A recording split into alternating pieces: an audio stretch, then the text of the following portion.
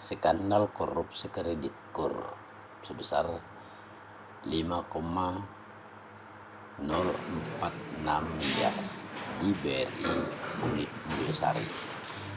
DPU Kejari Surabaya seret 4 terdakwa, tapi kepala unit masih aman. Ada apa? Kasus korupsi dana kredit usaha rakyat di BRI unit Budiasari Surabaya memasuki babak baru.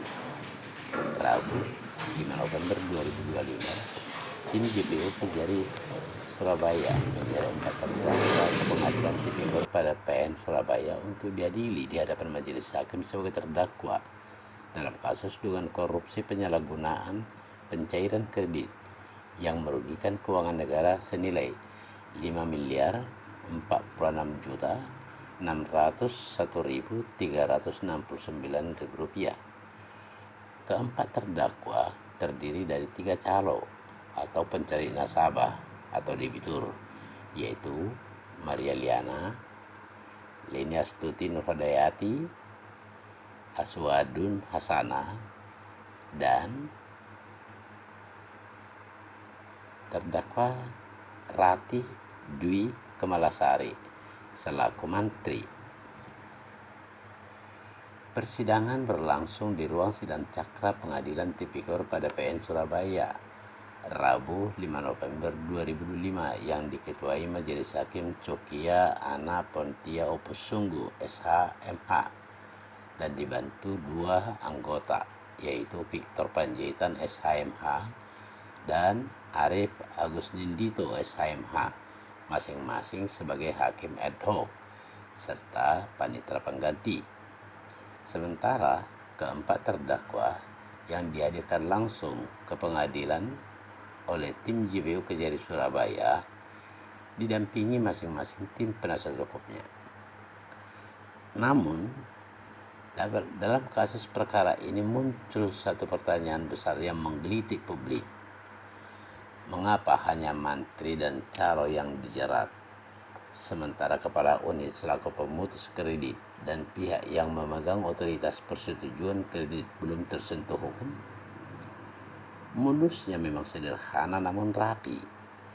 Kredit KUR dicairkan yang diduga menggunakan identitas dan dokumen yang tidak memenuhi syarat. Sebagian debitur bahkan fiktif, namun tetap lolos dari sistem perbankan. Mantri menginput, calo mencari nasabah dan mengatur pencairan, uang mengalir. Akibatnya kerugian negara timbul sebesar 5.446.601.369 rupiah. Pertanyaan yang tak bisa diabaikan. Dalam sistem perbankan BRI termasuk KUR, mantri hanya bertugas mengolah, memverifikasi, dan mengajukan kredit. Keputusan pencairan final tetap berada di tangan kepala unit atau kepala cabang selaku pemutus. Pertanyaan selanjutnya adalah, mungkinkah ada kredit KUR bernilai miliaran yang cair tanpa tanda tangan pejabat struktural bank? Mungkinkah mantri bekerja sendirian tanpa jalur persetujuan atasan dalam hal ini pemutus?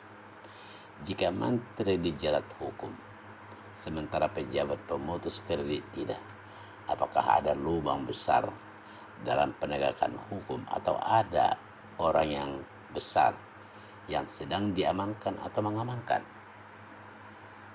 Kejanggalan yang wajib dibongkar.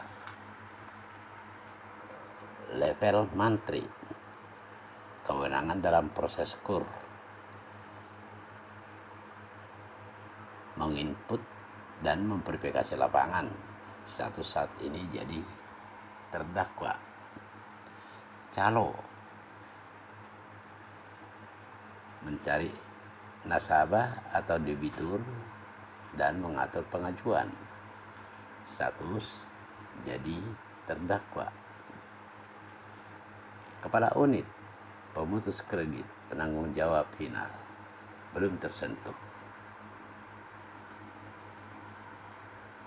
Pertanyaannya kemudian ialah, apakah Kejaksaan Negeri Surabaya sudah cukup hanya menyeret 1 terdakwa selaku mantri di BRI Unit Mulyasari Surabaya dalam kasus dugaan korupsi kredit KUR di BRI Unit Mulyasari Surabaya yang merugikan keuangan negara senilai Rp5.446.601.369 sama seperti beberapa kasus korupsi KUR di BRI lainnya.